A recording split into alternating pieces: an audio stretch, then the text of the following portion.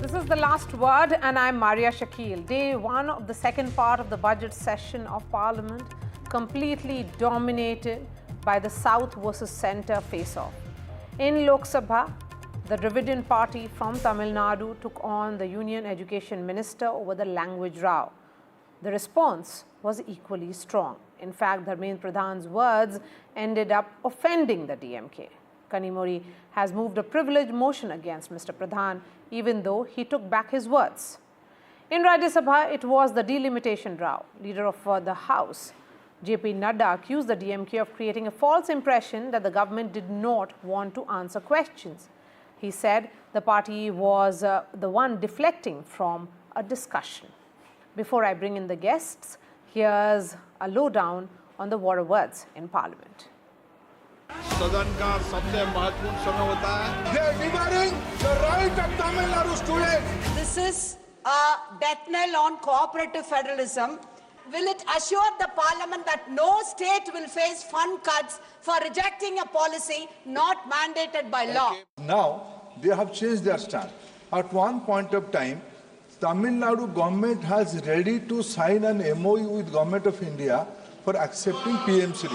Their only job is to raise language passion. They are doing politics. They are doing mischief. The language war is exploding in Lok Sabha. What started in Chennai is now echoing in the national capital. DMK's demand for a discussion on what it terms the Hindi imposition through the three-language formula has become a major flashpoint now. Union Education Minister Dharmendra Pradhan has sharply criticized the DMK stance, accusing the party of misleading public and also politicizing the issue for narrow political gains. DMK on its part boomeranged the same charge at the centre. MP Kanimori of the DMK objected to Central Minister Dharmendra Pradhan's choice of words.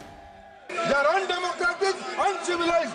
They are devouring the right of Tamil Nadu students to have a pan-Indian education model. Very pained and hurt that the minister, in his reply in Parliament today, has called the members of Parliament, the Tamil Nadu government and the people of Tamil Nadu uncivilized. The truth is, the CM of Tamil Nadu has written to the minister and the Prime Minister saying that we have issues with the NEP. Tamil Nadu or the MPs from Tamil Nadu have never accepted. Lok Sabha witnessed protests leading to a walkout by the DMK. Congress too joined ranks with its ally on the issue. We in Tamil Nadu are very, very clear. We are very well served by a two-language curriculum. English and Tamil is more than adequate. I studied in a school where medium of education was in English and my language choice was Tamil. My daughter studied in a similar school and we are in no way disadvantaged. In Rajya Sabha, meanwhile, DMK raised the delimitation matter. DMK MP Trichy Shiva has sought a discussion on the critical concerns regarding the upcoming delimitation exercise. Leader of the BJP in the House, JP Nadda, responded, accusing the opposition of doublespeak on the same matter. In the Rajya Sabha, we took up the delimitation issue. It is very much going to affect the southern states and which will diminish our representation in the parliament. We are very much concerned and agonized. The chair didn't permit, we walked out. It's a vicious design to demean the institution of the parliament. They are not interested in debate. They want to give an impression that the government does not want to answer or enter into the debate. Government is ready to discuss anything. The opposition also staged a walkout in the Rajya Sabha after the face-off over discussion on delimitation. Later in the day, DMK MPs led by Kanimori also met the Speaker, Om Birla, and requested the moving of a privilege motion against Education Minister Dharmendra Pradhan for what they described as derogatory remarks from him, something for which the Education Minister has already apologized for. Now, what remains clear is that these issues of delimitation and, of course, language will continue to rock the Parliament in the coming days. With Aishwarya Jain, this is Vasudha Venugopal reporting for NDTV from the Parliament. And joining me now is Mr. Arun Nehru, DMK MP. We also have Dr. Manjunath, BJP MP joining us. We'll be joined by TDP MP shortly. But beginning with you, Mr. Nehru, many would say it is the DMK, which is constantly shifting goalpost. Why are you shifting the goalpost? Madam, right from, good evening to everyone. So right from the beginning, right from when our party was founded, our principles, our founding principles have been very clear. It's about having not one language as a linguistic dominant language. So we have been very clear in our stand, even from the day one, that our language, Tamil, in no way is less than any other languages of the country. We respect all the other languages too. But what happens in Tamil Nadu is that our policy of sticking to the two-language policy has gotten Tamil Nadu to where it is today. And where it is today is Niti Ayog's social economic development goals. We were number 2 today. So so it's also a proof that the two-language policy has worked, and it's worked very well. In fact, it's better than some of the so-called states that have 3-language policy. So we have never changed our goalpost. We have been very clear in our argument, saying that 3-language policy is not needed in Tamil Nadu, and we have given empirical and scientific reasons for sticking to our stand.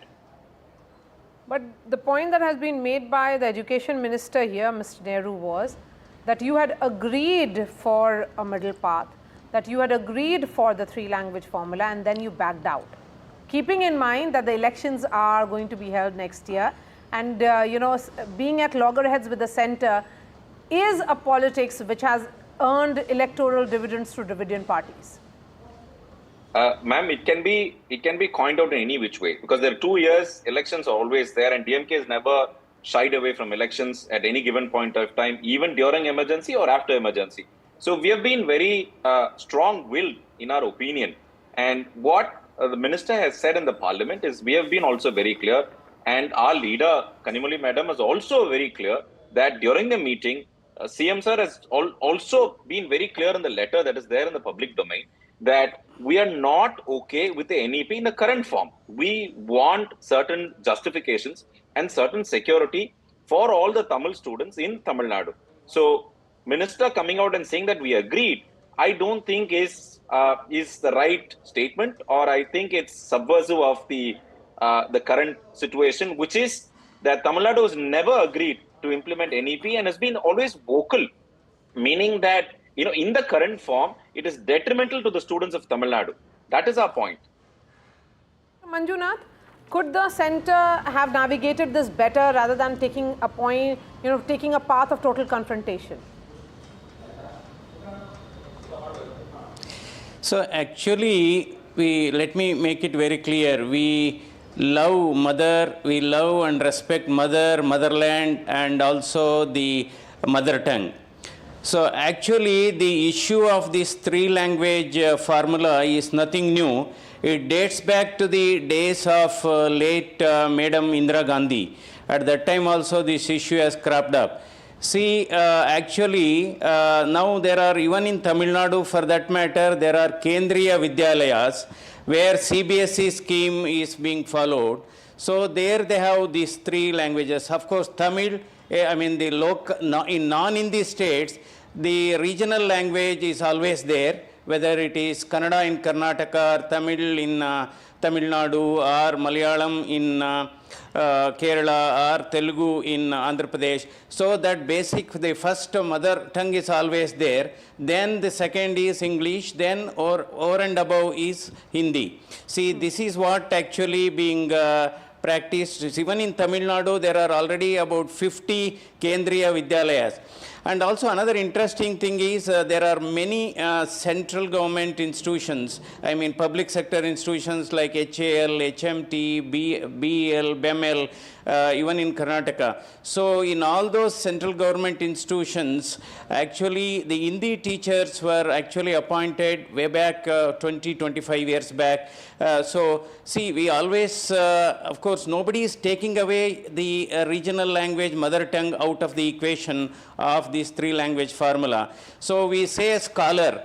See, scholar means if they know more languages, they become scholars. And in this competitive world, probably the degrees, of course, as a part of national education policy, the degrees are valuable, I agree, but skills are indispensable. So in that but way, Dr. probably Manjunath, my question is, the whole debates. the government of the day right now is trying to convince DMK, trying to convince Tamil Nadu government to implement the national education policy. They have disagreements. They feel that there is a larger ploy of Hindi imposition.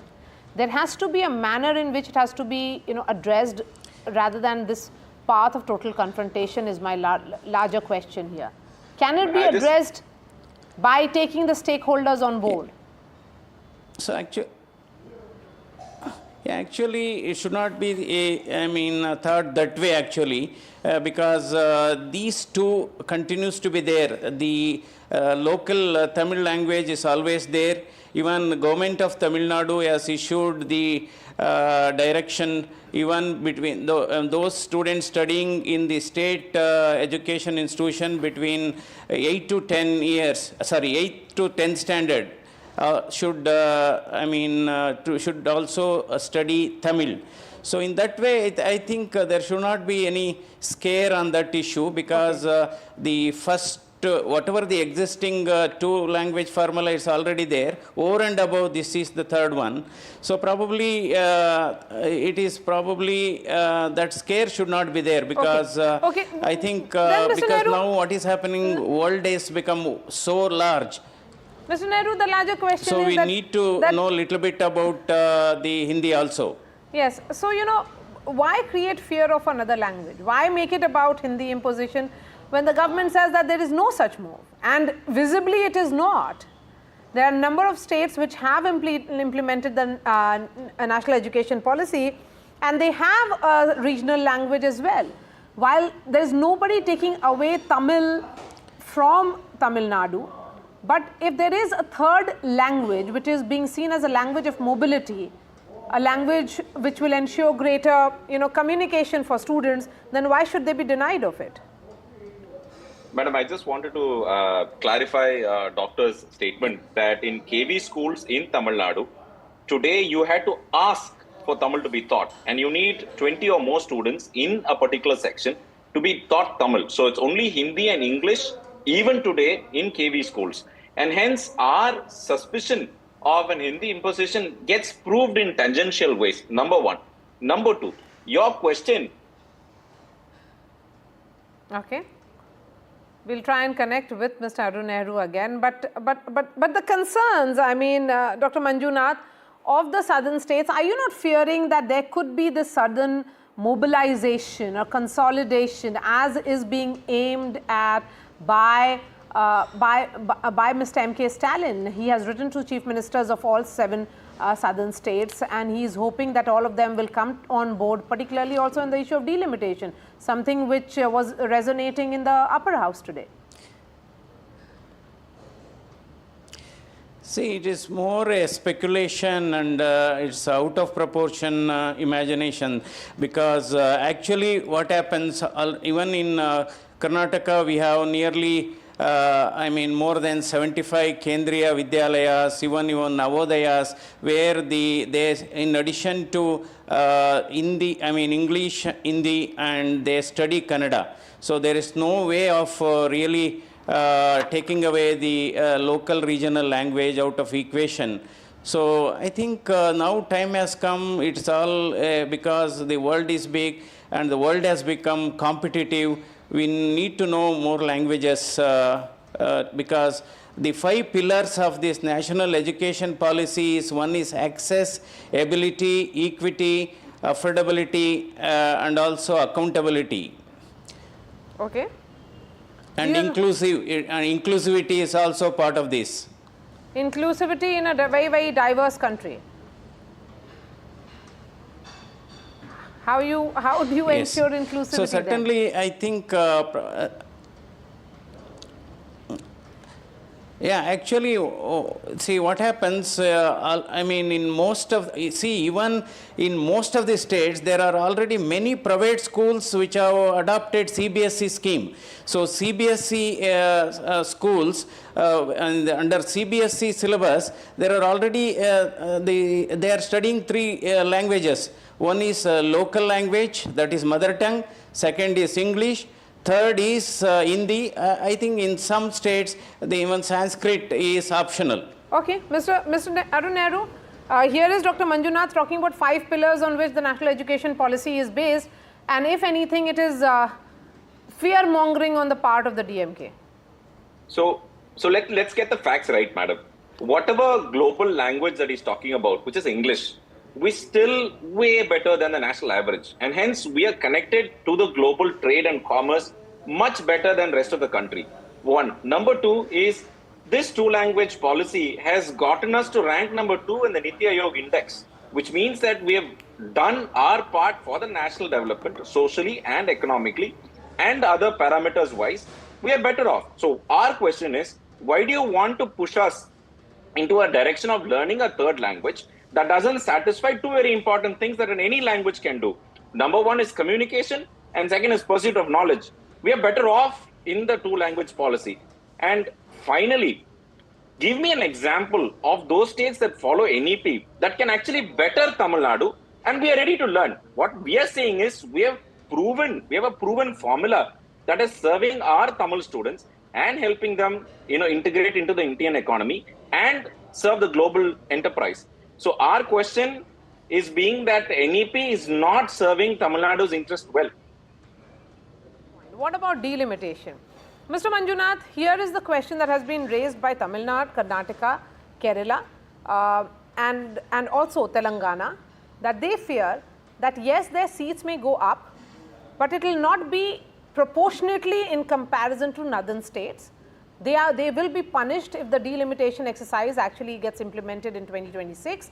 And Mr. M.K. Stalin has requested, in fact passed a resolution in the all-party, that like it was postponed and an embargo put in 2001 by the Vajpayee government for 25 years, similar embargo should be put in for another 30 years. Can that be really done? Yeah, coming to the earlier point, I fully agree that Tamil Nadu has done well in many sectors, including education, health, and various other infrastructure projects. But coming to delimitation, I think our Home Minister Amit Shah has made it very clear there won't be any reduction in the number of MP seats, existing MP seats. So I think that is a statement has been made.